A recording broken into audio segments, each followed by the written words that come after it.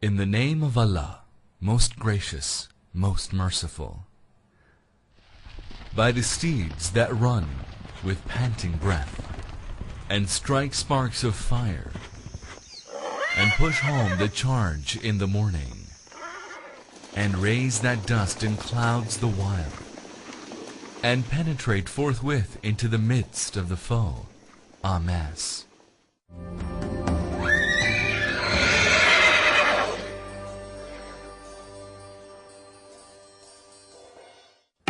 The story of man's association with animals is as old as mankind itself. He hunted them for food and pleasure, contested them for fear and security, and tamed them for survival and sustenance. In the end, some were foes and some friends for lifetime. The companionship of humans with horses falls in the latter category. Since time immemorial, horse has remained man's most trusted comrade, partner, lieutenant, and friend. The prehistoric rock drawings tell us how the animal shared man's joys and sorrows, while the ancient calligraphic illustrations reflect the unique place the charger held in the rider's life. In fact, the development of civilizations is intrinsically linked between the relationships of the two. Alexander built a monument to mourn the death of his horse, Bucephalus, since the legendary battle between the Greek warriors and Porus's army near the banks of River Jhelum was in fact the victory of a swift and effective cavalry over the mighty elephants of Porus. No wonder the warriors cried with pride, "My kingdom for my horse." The change in times and technology and the subsequent introduction of mechanization, however, dwindled the importance of horses in the main battlefield. The horsepower efficiency, nevertheless, continues to negate the myth.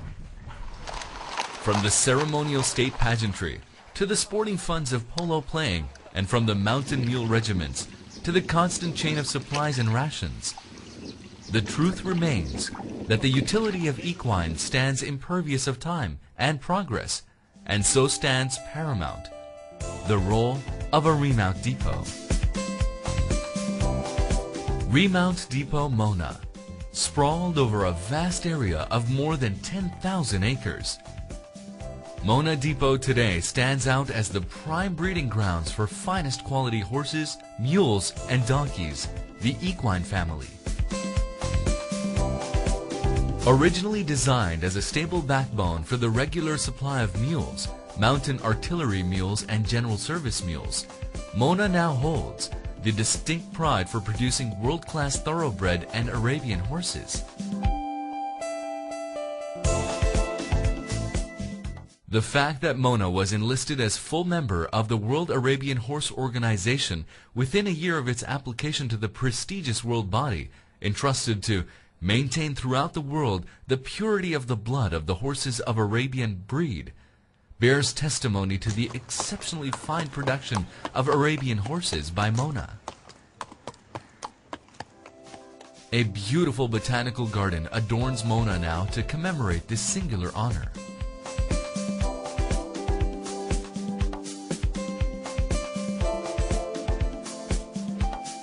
The topography of the depot speaks volumes of the exceptional planning and designing of the depot.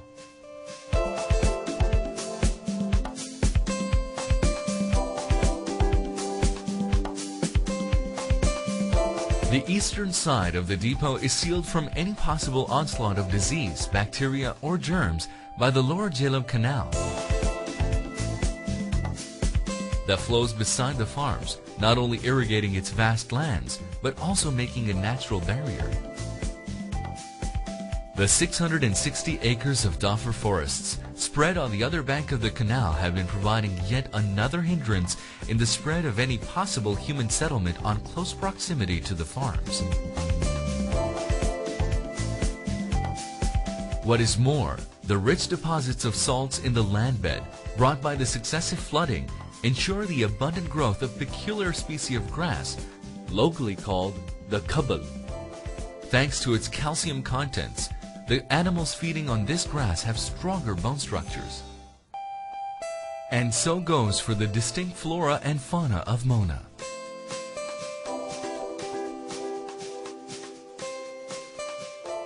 It is ardently believed that Mother Nature guides, nurtures, and effectively runs the farms. The use of any pesticide is prohibited in the farms. Instead, natural methods are employed, such as the use of neem extract as pesticide.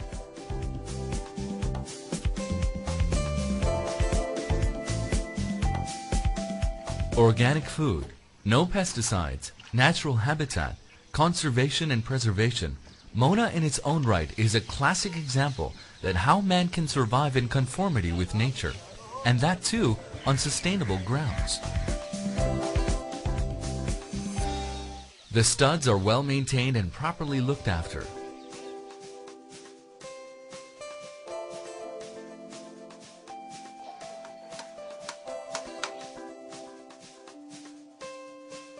Prime among them is the horse breeding stud.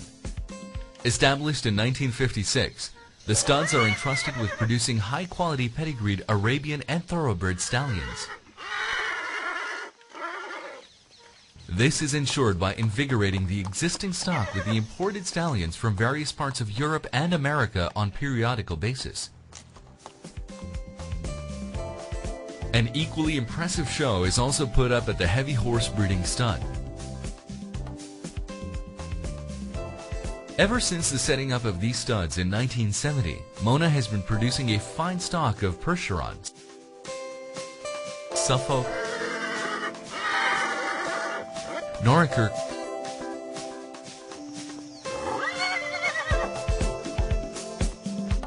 Cleveland and Hanoverian breeds,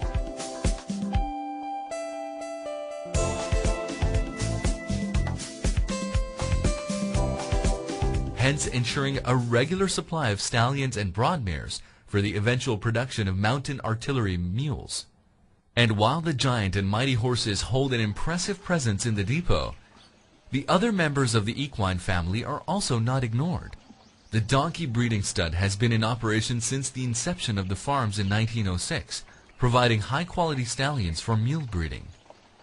With such impressive parent line, Mona mules, no wonder, have proven to be the real ships of the mountains.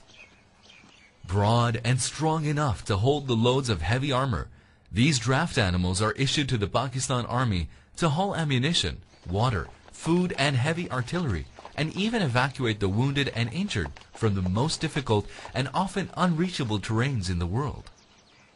Training is of the essence to bear this test.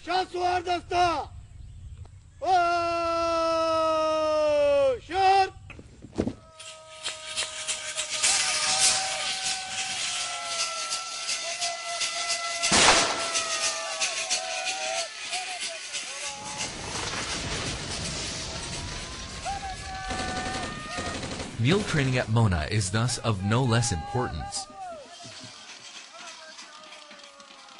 As the skilled trainers of the depot tame the animals to perform the arduous tasks, the animals take their own time in learning the art.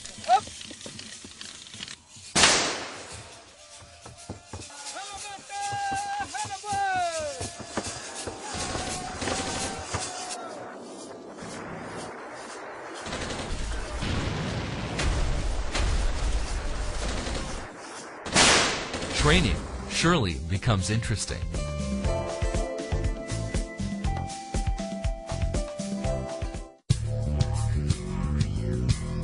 As animals are disciplined to obey orders, they often tend to be naughty.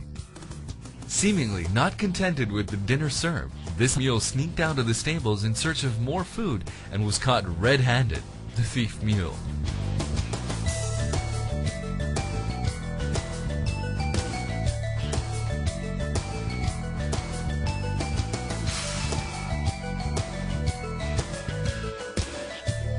Like father, like son.